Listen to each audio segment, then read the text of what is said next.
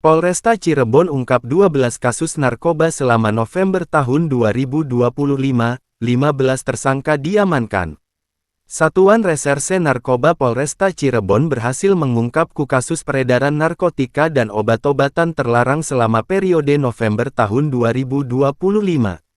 Sebanyak 15 tersangka telah diamankan dari hasil pengungkapan tersebut.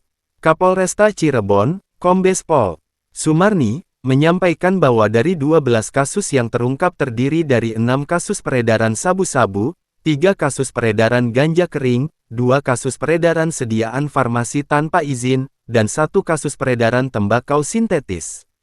Total ada 15 tersangka yang kami amankan, terdiri dari 7 tersangka kasus sabu-sabu, 3 tersangka kasus ganja kering, 4 tersangka kasus obat-obatan keras, dan 1 tersangka kasus peredaran tembakau sintetis, ujarnya, pada konferensi pers, Senin, tanggal 17 November tahun 2025.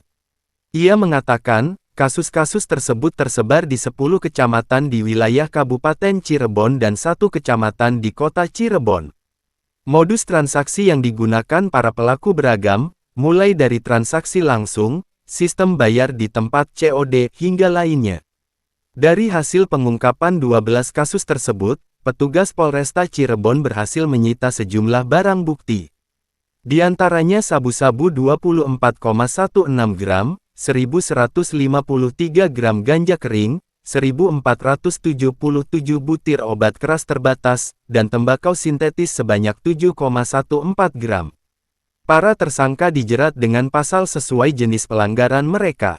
Tersangka peredaran narkotika jenis sabu-sabu, ganja kering, dan tembakau sintetis dikenakan pasal 114 ayat 1 dan 2 junto pasal 112 ayat 1 dan 2 Undang-Undang Nomor 35 Tahun 2009 tentang narkotika, dengan ancaman hukuman penjara 6 hingga 20 tahun serta denda 1 miliar rupiah hingga 13 miliar rupiah.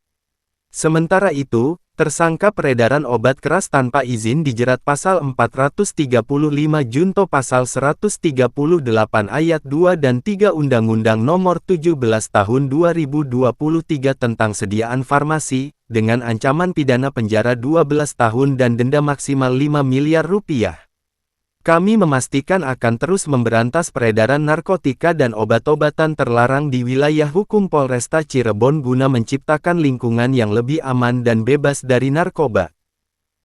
Dari reporter bidikriminalnews.co.id, mengabarkan.